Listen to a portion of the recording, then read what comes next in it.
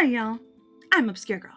I like movies. I like weird movies. I like weird, trippy, obscure movies that I feel like no one has seen or is talking about.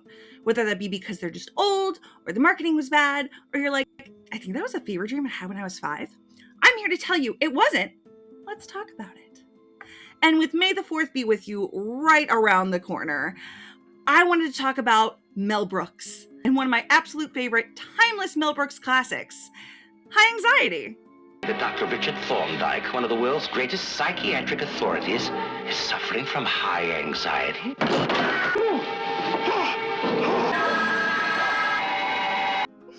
Yes, High Anxiety from 1977. Yeah, I could talk about Spaceballs, but you've heard of it. But this whole month, I do want to talk about Mel Brooks, as he is one of my 2 favorite directors of all time, the other one clearly being Tim Burton. But I absolutely have loved his stuff ever since I was super, super tiny. So this month, we are going to talk about a couple of his lesser known works. And then at the end of the month, I'm going to rank my favorite Mel Brooks performances. And not just performances, just films in general. And when I say films in general, I mean stuff he's written, directed, produced, starred in. Mel Brooks. Now, High Anxiety was his tribute to Alfred Hitchcock and all of his works, and had a little bit of all of his, pictures somewhere in the movie. Somewhere. Most of it is Vertigo, hence the High Anxiety. But we do have scenes from Psycho, The Birds, there's a lot. And not just like the films that are featured in this that are a tribute to Hitchcock, it's also the score, the cinematography, the acting in general, with amazing performances by Mel Brooks himself, the incomparable Madeline Kahn, Cloris Leachman, Harvey Korman, and a whole bunch of Mel Brooks' favorite, used actors that he recycled for pretty much every movie he did. So this movie is the story of Dr. Richard Thorndike, who is a world-renowned psychiatrist and professor at Harvard University, and he is moving to California to take over the Psychoneurotic Institute for the Very, Very Nervous. And getting there, slowly realizing that it's more the staff than the patients that actually should be the ones admitted there. And a series of Hitchcockian-inspired hijinks ensues throughout. Of course, I'm going to get into the play-by-play here very, very soon. So without any further ado, spoilers. So our movie starts in a very Hitchcockian way with a super overpowering score as an airplane arrives at the airport carrying Dr. Richard Thorndike, played by Mel Brooks. And he was very, very neurotic the whole plane ride. You can see from him being like, in the window. And as he gets to the airport itself, before we even really get into the movie, there is already a huge series of hijinks, roaming from a feral woman who is like freaking out and heavy breathing and looking like she's about to attack when she's actually just greeting her husband, or a federal agent that then has to talk to Dr. Thorndike in the men's room and then flashes him. And just overall a very intense score, and ending with Dr. Thorndike outside, and his reflection in the door behind him doesn't match the reflection of him. They're both facing the same direction. And that's before we even leave the airport. But at this point, at least the score has wound down so we can actually talk. Now we meet Brophy, who is the self-proclaimed driver and sidekick of Richard Thorndike. I'm going to be your driver and sidekick. As the rest of the movie proceeds, we have a running gag with him where he tries to lift something for Richard, and he's all just like, I got it, I don't got it. This happens at least 4 more times in this movie.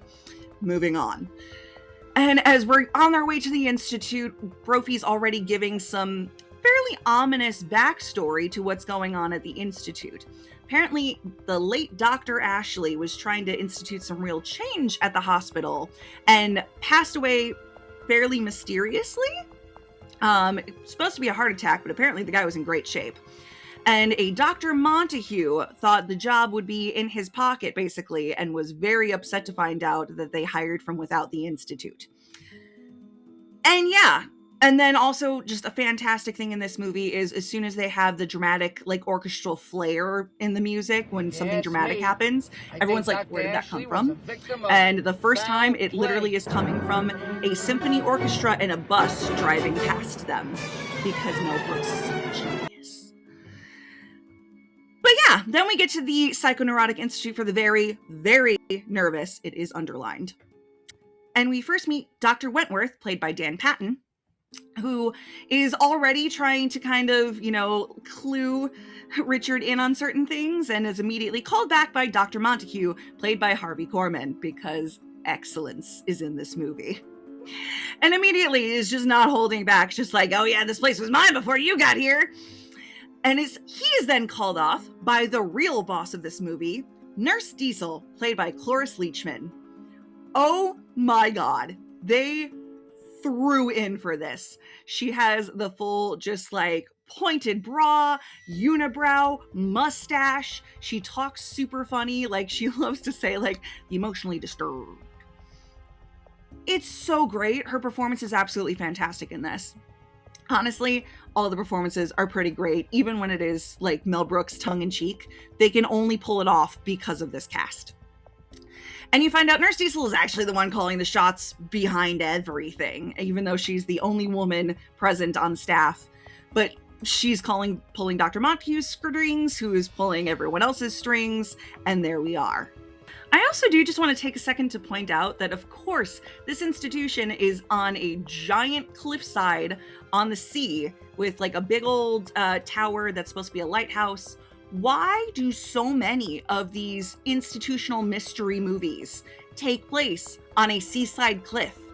Like, you have this one, you've got A Cure for Wellness, which was amazing. You've got Shutter Island, Stonehurst Asylum. Like, all of these are just seaside, cliffside asylums where why would you have this many people with mental illness, most likely that are deeply depressed, and you put them on a big giant cliff with rocks at the bottom? Like, who plans that?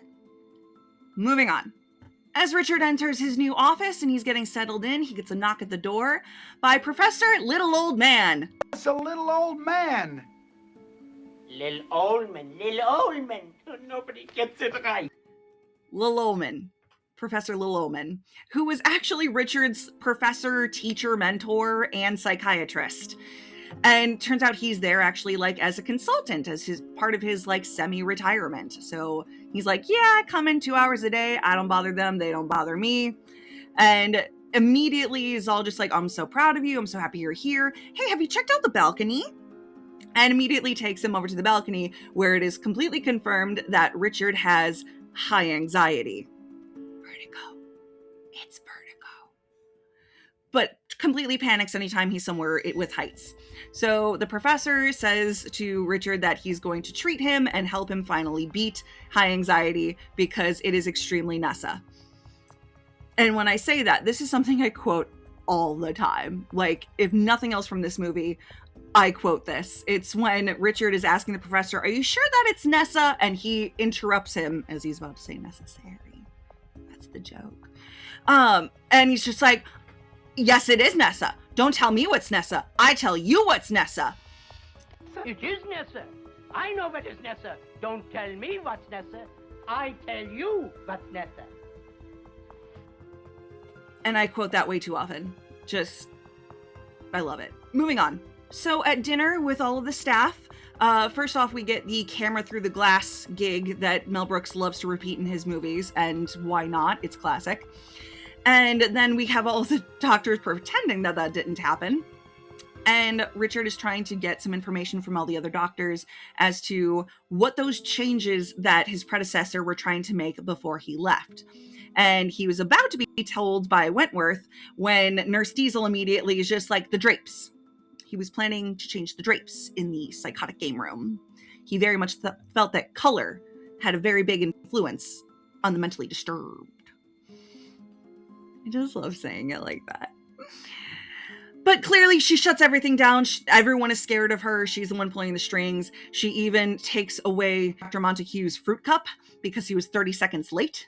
And she is very, very strict on all these doctors and keeps them all on a very tight leash, apparently. Kind of literally, but we'll get there. So after dinner, Richard ends up asking Dr. Montague, what is the rate of patient recovery at this institute? And so he does a whole thing on the calculator and he's like, yep, once in a blue moon. Meaning that they're not really doing very well at their job here. And they try and play it off like, yeah, well, things in the classroom are a little bit different than in real life. And then they ask him if he's going to be attending the psychotherapy conference in San Francisco. And he says, yes, he will. So that's going to be something that happens later. And in the after dinner, we have Richard, who's just brushing his teeth in his bathroom, and a gigantic boulder gets thrown through his window with a big old sign saying, welcome from the violent ward. And once again, we have a whole gag with Brophy, who's like, I got this, I don't got this. And then they hear screaming coming from Nurse Diesel's room. So they immediately run to investigate. And Nurse Diesel comes out in its full body robe with a hood over her head and everything. And she's like, oh yeah, it was the TV. Sorry if it disturbed you. And we see, it was Dr. Montague locked up and chained up in her closet because they have a serious BDSM relationship where he just loves being punished by Nurse Diesel, who, by the way, is in a somewhat sexy cop outfit, kinda. And so now we know why she's the boss of this whole place. Get it, girl. Nurse Diesel's the Dami mommy with the mustache. Moving on. So the next day, Richard ends up calling Dr. Montague in his office, and he says, I've been going through all these patient records, and something really kind of messed up is happening here. A lot of these patients that are paying so much money to stay here should have been released months, if not years ago. Why are we holding on to these perfectly fine patients and taking their money? Didn't answer his own question.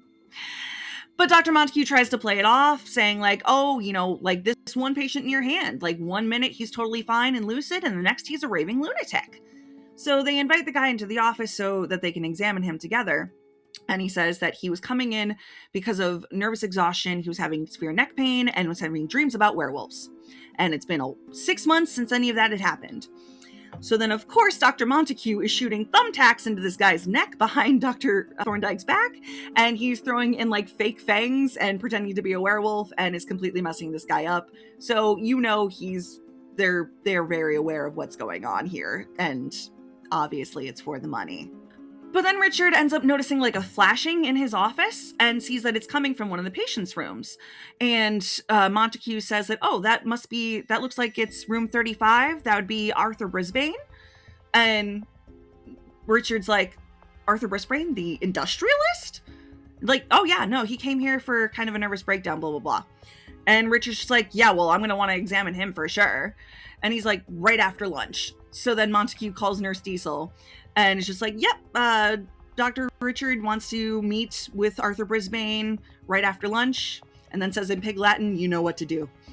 So they end up switching out the patient with either a real patient who thinks he's a dog, or someone that they have bribed, paid whatever to pretend like he thinks he is a dog. Either way, there's a whole like raising the leg scene, and it's a whole thing. He's like, wow, like I can't believe this guy is like such a captain of industry, and this is what happened to him. So we then have a scene where Dr. Wentworth is talking to Nurse Diesel, and they're having tea and everything, and it's kind of cool how the camera angle is like in this like glass coffee table looking up, and they put like the coffee on top of the camera and stuff. But he's basically saying he wants out. He won't tell anyone what's going on, but he can't handle it anymore. He feels like he's caught in a web, as you're standing like in the shadow of a window frame that looks like a web, and it's hilarious and definitely a nod to one of Hitchcock's other movies. I can't remember which one right now. It might be Rear Window. I don't know. But she's like, no, it's okay. Like, you can leave. And he's like, I swear I won't tell anyone. She's like, oh, I know you won't. And as he is driving away that night, something happens where his radio ends up blaring as loud as it possibly can, and he ends up not making it in that car ride from a cerebral hemorrhage due to the loud music. And so the next day, Richard is on his way with Brophy to leave to San Francisco for the conference, and he's just like, I don't, like, should I stay? Like, what should I do? I can't believe this happened. That was such a freak accident. And Nurse Diesel's just like, there's really nothing you can do. Just go ahead. You're representing the Institute. Go ahead. Get out of here. And so we now have Dr. Richard at the hotel, which is a really, really cool hotel. It's one of those like slanty numbers with like super open concept, like balconies on the inside so you can see all the way down, with like the glass elevators and everything, and find out he's been rebooked for a room on the very top floor. This could never go wrong. And he's also asking the bellhop for the newspaper because he wants to see if Wentworth's death was mentioned in the paper. And the bellboy is all just like, oh yeah, like we were out, so it was a hassle. I didn't want to go down the street to get one. And he's like, I need that newspaper.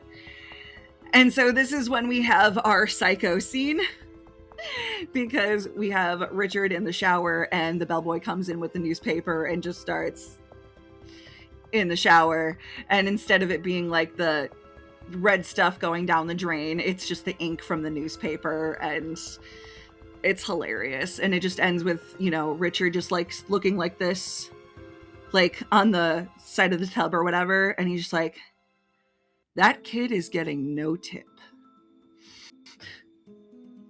I love Mel Brooks, guys. He just has a direct line to my funny bone. But very quickly after that, we have a knock at his hotel room door, and we meet Victoria Brisbane, daughter of Arthur Brisbane, the dog guy. Yeah. And she is played by Madeline Kahn, who is incomparable. She is a treasure. She's an icon. And this is probably one of her best performances, I have to say, because she holds nothing back. She immediately is like in the room and she's heavy breathing and she's being very demanding and paranoid. And she's just like, close the drapes. No, get down. Get down. No, close the drapes. Now get over here. Now sit here. No, there. And says that she is Arthur Brisbane's daughter and that her father's basically been held captive there and she hasn't been allowed to see him. And Richard is just kind of like, oh, I'm so sorry to tell you, like, he thinks he's a dog these days. And she's like, a dog? Really? Uh-huh. I promise you, my father is as sane as I am, as she's acting completely unhinged. But they agree to meet after the conference and have dinner that night. I'm going to skip past the conference scene because it was just a lot of, you know, kind of bathroom toilet humor. You know, talking about penis envy, and then one of the doctors brings his 2 young daughters in, so they have to mask their language. Whatever. We get to dinner that night, and immediately there is some chemistry going on between Richard and Vicky. Like, there's some sparks. And we see that she has a picture of her father, and it is definitely not the Cocker Spaniel that the doctor met earlier in this movie. It's a completely different guy, and he's starting to piece together what's been going on. But not before he gets asked to sing a, like, saloon, like, song, basically, for everyone in this whole, like, lounge.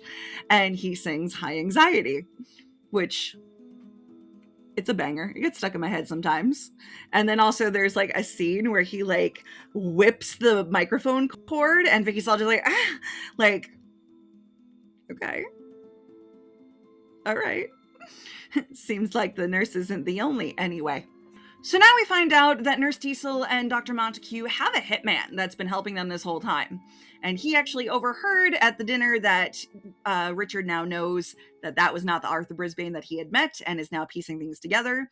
But they don't want to have another murder because that would be way too coincidental, that they've had 3 already, like, on their hands if they included Richard in this. So they're like, no, like, he won't be able to go to the police if the police are looking for him. So then they decide they are going to frame Richard, which the hitman ends up putting on a Mel Brooks mask and ends up, you know, doing that to somebody in the lobby. And everyone thinks it's Richard Thorndike because he was the keynote speaker at this conference. Everyone recognizes him. And so now Richard is on the run. He has a scene where he bumps into the hitman who literally, like, has his face and then takes off his face, and it's the hitman with braces. And we go to Richard now being on the run, and he's hiding in the park.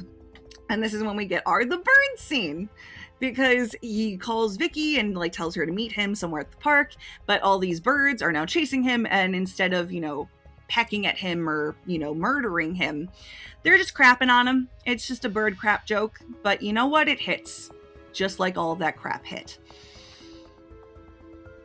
It had to be here somewhere. We know where he was going to go with it. There was literally no other way a Mel Brooks movie was going to have another kind of joke for the birds. Just wasn't going to happen, guys. But then Vicky ends up meeting up with him, and she is all kinds of manic frantic. Yeah, like me. Also, Vicky's outfit completely matches her car, and I respect that. But he tells her, like, she shows him the newspaper that has a picture of him doing some dude, and he's just like, but wait. I was coming down in the elevator when this happened. And if you look really, really close at the picture, you see him in the elevator. However, it's way too tiny to be completely identifiable, but we find out this was Brophy's picture. So he has the negative. So Vicky then has to go find Brophy and tell him to blow up and enhance this picture as much as he possibly can to prove that Dr. Thorndyke is actually innocent. And then we actually show Brophy is blowing up this picture until it's like the size of a wall, and he does get to prove that that is Richard in there, just as Nurse Diesel and Dr. Montague and one of the guys from the psych ward guards ends up catching him, and, you know, they caught him. They're gonna do something with him. So then we have a scene where Richard's calling Vicky from a phone booth, but now our hitman is allowed to actually take him out now that, you know, he's already been framed. So we have a scene where you have Richard, who has already called Vicky, and he's having this struggle in a phone booth with the hitman, and all Vicky hears is heavy breathing, and she thinks it's like a dirty phone call. And she's all like, listen, I'm not into that kind of thing. So what are you wearing? And Richard ends up winning the fight. The hitman has been taken out by the glass of the phone booth. And Vicky's all just like, oh, Richard, yeah, I totally knew this was you. Totally. What's going on? Madeline Kahn is a treasure. Treasure. But at this point, Richard has an idea, and he tells Vicky to go to the Salvation Army and get some old people clothes. Because the only way to make it through the airport security without being caught or identified, because also pre-2001, airport security was kind of a little bit of a joke, that the more obnoxious people are, the less people actually pay attention to you because they just want you out of the way. So they end up acting like a little old couple that's just being super loud and obnoxious and fighting with each other, and that manages to get them through the airport security. Who knew? So Richard and Vicky end up sneaking back into the Institute. They find Professor Lil Ullman. They definitely think they find him, but he actually just sleeps with his eyes open. So nice fake out, though, because there is a second where you're just like, oh no, not him. He's fine. And he asks where Brophy is, and he says, oh, sorry, like Dr. Montague said he had a complete nervous breakdown. They took him to the North Wing. And Richard's like, Brophy's not smart enough to have a nervous breakdown. So they realize they have to go and free Brophy. So they end up doing so, and they're like, where is Arthur Brisbane? Where's Vicky's dad?